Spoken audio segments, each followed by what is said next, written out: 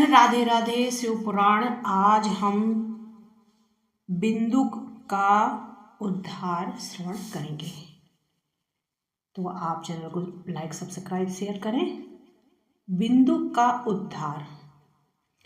चंचुला के प्रयत्न से पार्वती जी की आज्ञा पाकर तुम्बरु का विंध्य पर्वत पर शिव पुराण की कथा सुनाकर बिंदुक का पिशाच योनि से उद्धार करना तथा उन दोनों दंपति का शिव धाम में सुखी होना। सूत जी बोलते हैं, सौनक, एक दिन परमानंद में मग्न हुई चंचुला ने उमा देवी के पास जाकर प्रणाम किया और दोनों हाथ जोड़कर वह उनकी स्तुति करने लगी। चंचुला बोली, गिरिराज नंदिनी स्कंद माता उमे, मनुष्यों ने सदा आपका सेवन किया है। समस्त सुखों को देने वाली शंभु प्रिय आप ब्रह्म स्वरूपिणी हैं। विष्णु और ब्रह्मा आदि देवताओं द्वारा सेव्य हैं।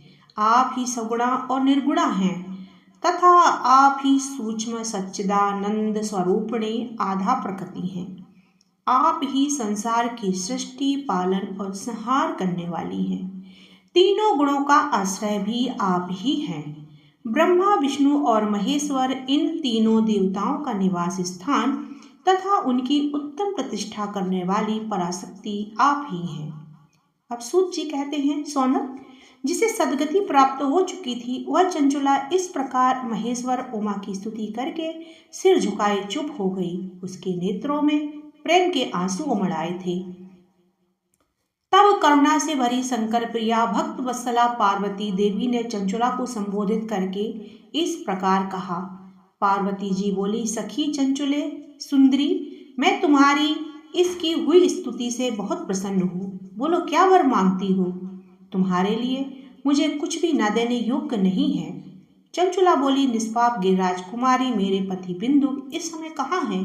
उनकी कैसे गति हुई यह मैं नहीं जानती। कल्याणमयी दिन वत्सले में अपने उन पतिदेव से जिस प्रकार संयुक्त हो सके वैसा ही उपाय कीजिए। महेश्वरी महादेवी मेरे पति एक वेश्या के प्रति आसक्त थे और पाप में ही डूबे रहते थे। उनकी मौत मुझसे पहले ही हो गई थी। ना जाने वे किस गति को प्राप्त हुए। गिरिजा बोली, बेटी, तुम्हारा बिंदु नाम वाला पति बड़ा पापी था। उसका अंतःकरण बहुत ही दूषित था। वेश्या का उपभोग करने वाला यह महामूढ़ मरने के बाद नरक में पड़ा। अनगिनत वर्षों तक नरक में नाना प्रकार के दुख भोगकर वह पापात्मा अपने शेष पाप को भोगने के लिए विंध्य पर्वत पर पिशाच बन के बैठा है। इस समय वह पिशाच अवस्था में ही है और नाना प्रकार के क्लेश उठा रहा है। वह दुष्ट वही वायु पीकर रहता और वही सदा सब प्रकार कष्ट सहता है। अब सूत जी कहते हैं, सौनक, गौरी देवी की आवाज सुनकर उत्तम व्रत का पालन करने वाली चंचुला पति के महान दुख से दुखी हो गई। फिर मन को स्थिर करके उस ब्राह्मण पत्नी ने व्यथित हृदय से महेश्वरी को प्रणाम कर पुनः पूछा। चंचुला बोली, महेश्वरी महादेवी मुझ पर कृपा कीजिए और दूषित कर्म करने मेरे उस दुष्ट पति का अब उद्धार कर दीजिए। देवी, कुत्सित बुद्धि वाले मेरे उस पापात्मा पति को किस उपाय से उत्तम गति प्राप्त हो सकती है, यह शीघ्र बताइए। आपको नमस्कार है। पार्वती जी ने कहा, तुम्हारा पति अगर शिव पुराण की पुण्यमयी उत्तम कथा सुने तो सारी दुर्गति को पार करके उत्तम गति का भागी हो सकता है।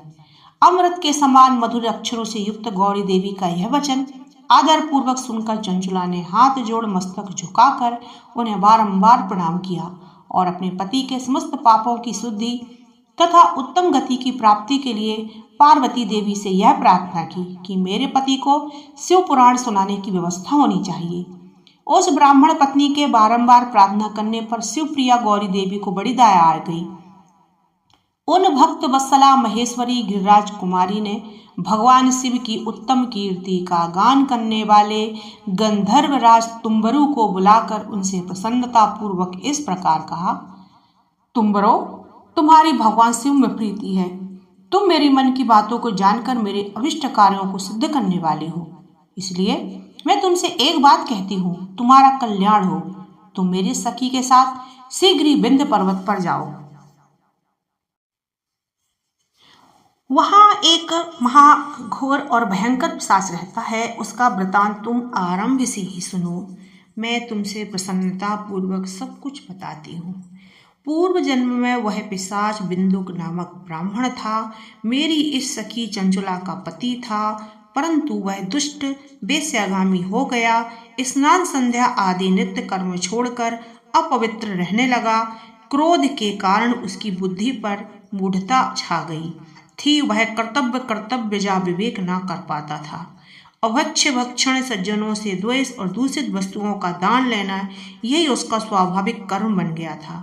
वह अस्त्र शस्त्र लेकर हिंसा करता, बाएं हाथ से खाता, दीनों को सताता और क्रूरता पूर्वक पराये घरों में आग लगा देता था।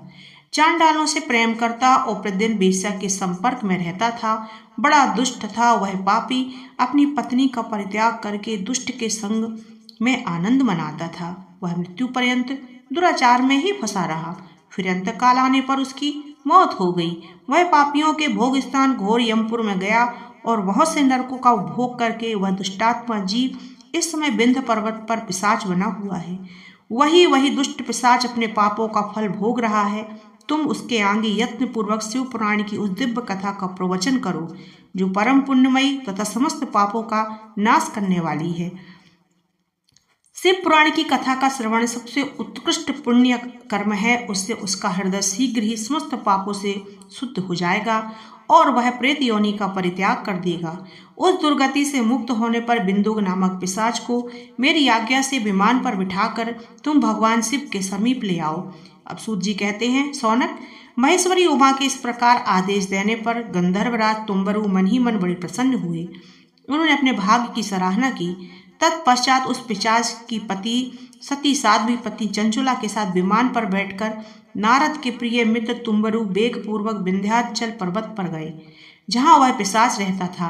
वहां उन्होंने उस पिशाच को देखा। उसका शरीर विशाल था, थोड़ी बहुत बड़ी थी। वह कभी हंसता, कभी रोता, कभी उछलता था। उसकी आकृति बड़ी विकराल थी। भगवान शिव की उत्तम कृति का गान करने वाले महाबली तुम्बरु ने उस भयंकर पिशाच को पासों में बांध लिया। तदनंतर तुम्बरु ने शिवपुराण की कथा वाचने का निश्चय करके महाउत्सव युक्त स्थान और मंडप आदि की रचना की। इतने में ही संपूर्ण लोकों में बड़े वेग से यह प्रचार हो गया कि देवी पार्वती की आज्ञा से एक पिशाच का उद्धार करने के उद्देश्य से शिव पुराण की उत्तम कथा सुनाने के लिए तुम्बरु विंध्य पर्वत पर गए हैं। फिर तो उस कथा को सुनने के लोभ से बहुत से देवर्षि भी शीघ्र वहां जा पहुंचे। आदर पूर्वक शिव पुराण सुनने के लिए आए हुए लोगों का उस पर्वत पर बड़ा अद्भुत और कल्याणकारी समाज जुट गया। फिर तुम्बरु ने उस पिशाच को पासों में बांधकर आसन पर बिठाया और हाथ में बीड़ा लेकर गौरीपति का कथा का आरंभ किया। पहली अर्थात विद्वेश्वर संहिता से लेकर 7वीं वायु संहिता तक महात्म्य सहित शिव पुराण की कथा उन्होंने स्पष्ट वर्णन किया। 7 संहिताओं सहित शिव पुराण का आदर पूर्वक श्रवण करके वे सभी श्रोता पूर्ण रूप से कृतार्थ हो गए। उस परम पुण्यमय शिव पुराण को सुनकर उस पिशाच ने अपने सारे पापों को धोकर उस पैशाचिक शरीर को त्याग दिया। फिर तो शीघ्र उसका रूप दिव्य हो गया। अंग कांति गौर वर्ण हो गई। शरीर पर श्वेत वस्त्र तथा सब प्रकार के पुरुषोचित आभूषण उसके अंगों को उद्दासित करने लगे। वह त्रिनेत्रधारी चंद्रशेखर रूप हो गया। इस प्रकार दिव्य देहधारी रूप होकर श्रीमान बिंदुक अपनी प्राण वल्लभा चंचुला के साथ स्वयं भी पार्वती वल्लभ भगवान शिव के गुणगान करने लगा। उसकी स्त्री को इस प्रकार सुशोभित देख सभी देवर्षि बड़े विस्मित हुए। उनका चित्त परमानंद से परिपूर्ण हो गया। भगवान महेश्वर का वह अद्भुत चित्र सुनकर वे सभी श्रोता परम कृतार्थ हो प्रेम पूर्वक श्री शिव का यशोगान करते हुए अपने धाम को चले गए। दिव्य रूपधारी श्रीमान बिंदुक भी सुंदर विमान पर अपनी प्रियतमा के पास बैठकर सुखपूर्वक आकाश में स्थित हो बड़ी शोभा पाने लगे। तदनंतर महेश्वर के सुंदर मनोहर गुणों का गान करता हुआ वह अपनी प्रियतमा तथा तुम्बरु के साथ शीघ्र शिवधाम में जा पहुंचा। वहां भगवान महेश्वर तथा पार्वती देवी ने प्रसन्नतापूर्वक बिंदुक का बड़ा सत्कार किया और उसे अपना पार्षद बना लिया। उसकी पत्नी चंचुला पार्वती जी की सखी हो गई। उस घनीभूत ज्योति स्वरूप परमानंदमय सनातन धाम में अविचल निवास पाकर वे दोनों दंपति परम सुखी हो गए। बोलो भोलेनाथ की जय। और आप ऐसे ही हेमता बड़गैया को सपोर्ट करते रहें और चैनल को सब्सक्राइब करें। राधे राधे।